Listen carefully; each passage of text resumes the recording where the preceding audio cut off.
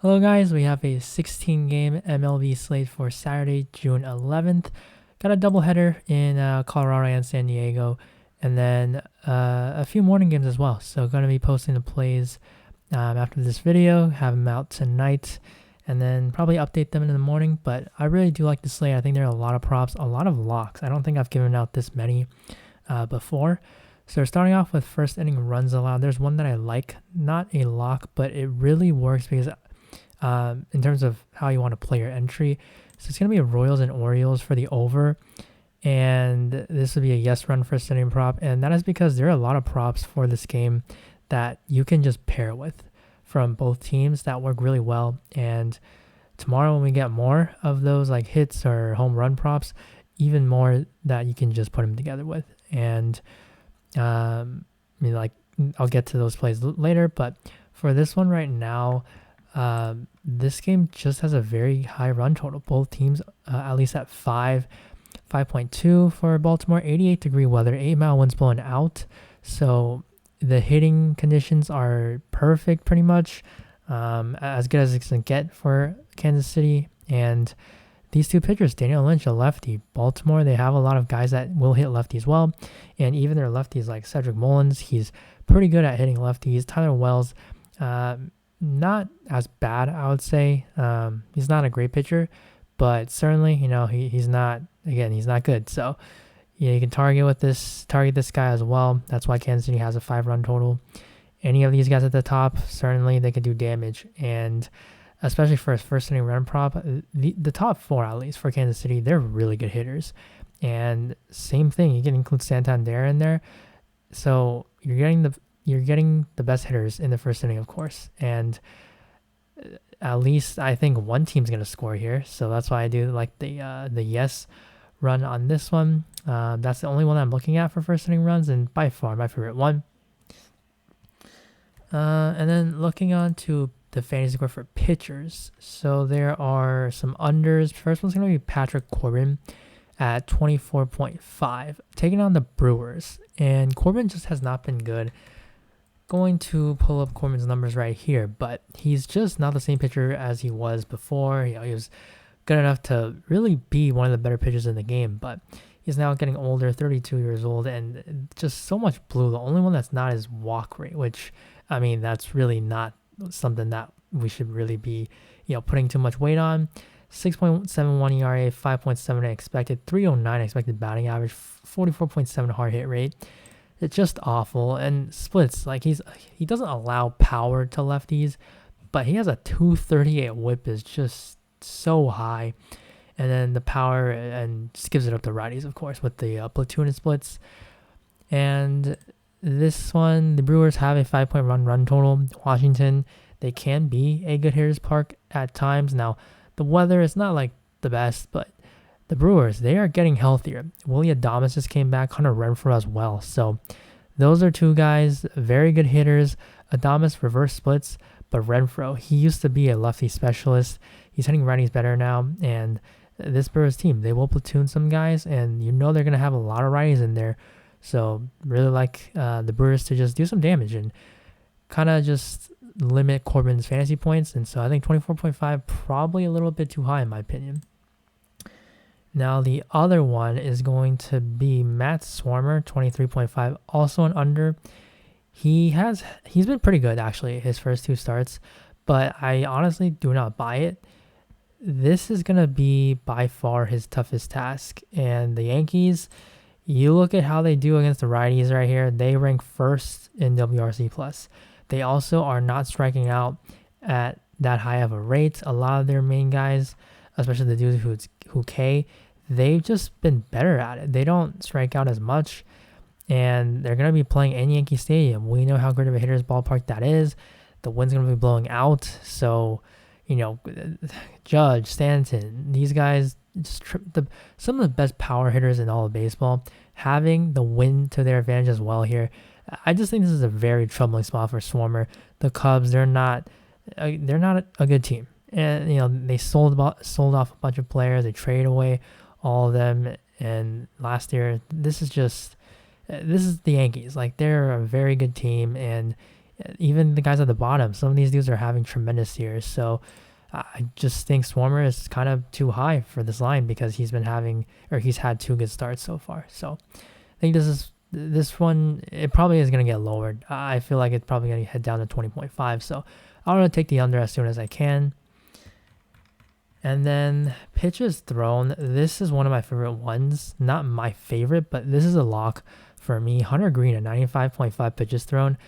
On a different site, he's at 86.5. And that's a 9-pitch difference, which is just huge for a stat like this. And you look at Green, he's only exceeded 96, or he's hit at least 96 pitches only twice this season. And one of them was because he had a no-hitter. So he was just pitching. Like it was going until he was going to pitch until he gave it up. So he went 118 there. You're not going to see that probably ever again. Hunter Green is 22 years old. They've been talking about how they want to limit this guy's workload because he's a top prospect and he's someone who throws really hard. So you don't want to overwork him. So when you factor in those concerns, also the tough matchups to Cardinals, these are just things that it makes sense for Green to go under this. And just it's pretty much, I would say it's a misprice. So I would say it's been set poorly and you want to take the under before this gets adjusted properly. And then let's go on to total bases. Hits and walks actually just got added. Trey Mancini, really like this one. I'm going to lock this one in at the over. So talking about Daniel Lynch, he's really struggled this season. And his power. He just gives up a bunch to righties, just a traditional lefty. So a ton of blue. K really at 19%. Splits. He's allowed 8 homers compared to 0 against lefties. So just someone who's going to allow a lot of power. Hard hits at 47%. And then Trey Mancini, someone who, he's the best hitter on Baltimore. And he has a platoon advantage here. Talking about the weather, wind's going to be blowing out. So really love Mancini here. And then his buddy, Ryan Mountcastle, 1.5. Really like the over as well.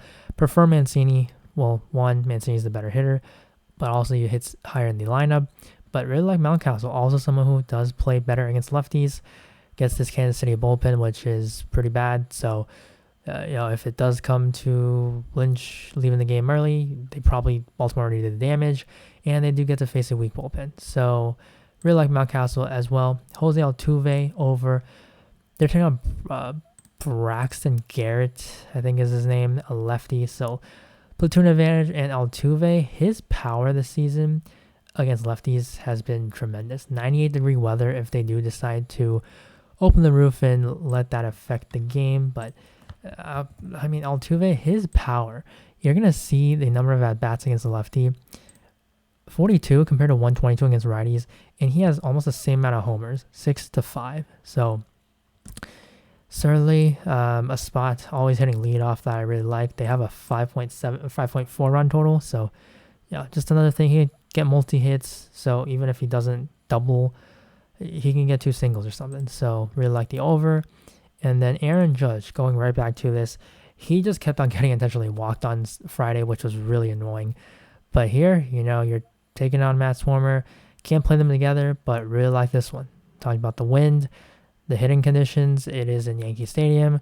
If we get a home run prop, very easy to pair the over if Judge is in that with this total bases prop for Judge. So just, going with the 1.5 total bases for Judge, just a tremendous hitter. You're playing in Yankee Stadium, one of the best parks for hitters. So really like the over on here. And then runs and RBIs.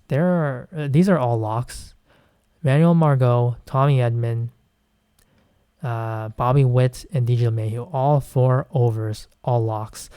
For Margot against the Twins, they're playing against Chichi Gonzalez. This guy is a horrible starter. And he just got called up. The winds, 7 miles per hour, 77-degree weather.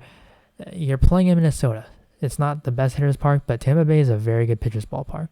And Margot, he's definitely enjoyed playing away from the Trop because taking a look at his stats, first off, he stretched about second. Kiermaier leading off, platoon advantage. G-Man Choi, very good against righties. The Rays are just a good team. And the Twins, their bullpen, also, I believe it's not too crazy. Yeah, they're kind of about league average, a little bit worse. And Margot, you look at his numbers, 309 expected, hitting 313 on the year, 8.8% walk, K percentage really low, and his splits, he hits righties, lefties, righties just fine. He actually has the power for righties, and home and away splits, home 261, away 390. So definitely enjoys playing away, a better hitter ballpark usually. So really like the over. They should have an over 5 run total. And then for Edman, really like this one. Hunter Green is basically a fastball slider pitcher.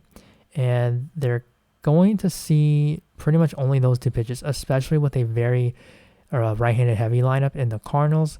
And you have Nolan Arenado, Paul Goldschmidt, these guys who just hit the ball so well behind Edman. Nolan Gorman also very good so far in the big leagues. 86-degree weather, winds blowing out a little bit.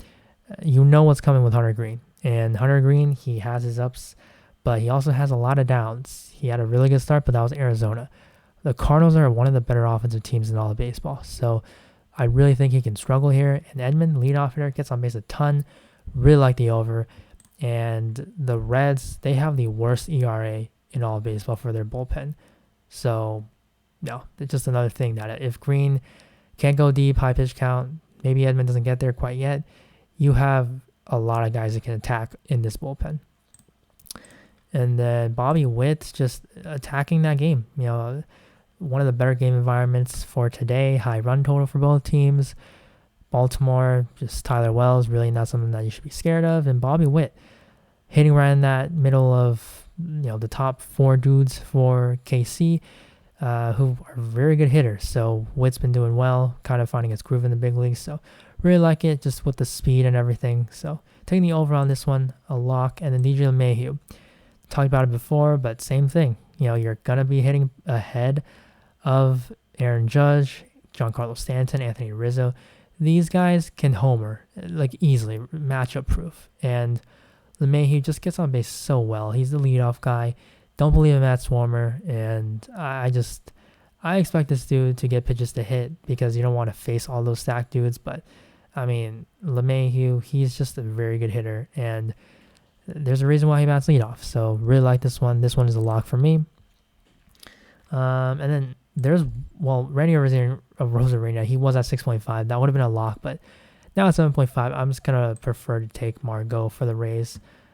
But for hits and walks, just gonna take a quick look here if anything stands out because this wasn't posted earlier, but let me just look over it. I mean, you could definitely take Baltimore hits and walks, but I think I just prefer total bases usually. So for Mancini, I prefer 1.5 total bases. Think I need to look into Bregman a little bit because I know he walks a lot, but I'm not sure about Braxton Garrett. Prefer runs and RBIs for LeMahieu. Yeah. So probably not going to really have anything for this category as of now. So just sticking to the other ones that I mentioned. And yeah, I mean, I actually have 8 locks that I counted. So that's going to be Swarmer, Green, Mancini, Margot, Edman, Witt, and LeMahieu. And then Arozarena if you were able to get that in at 6.5. But that is it for the video. Really like this slate. So yeah, just remember morning games. So make sure you get those plays in. And I'm going to post all these guys if you missed anything on my Twitter as usual. So you guys can have those. And yeah, just enjoy the weekend. This Saturday slate looks pretty stacked. So pretty happy, excited for it. Hopefully we do win a lot of money today. So thank you guys for watching. Good luck on this slate, and I'll see you in the next video. Bye.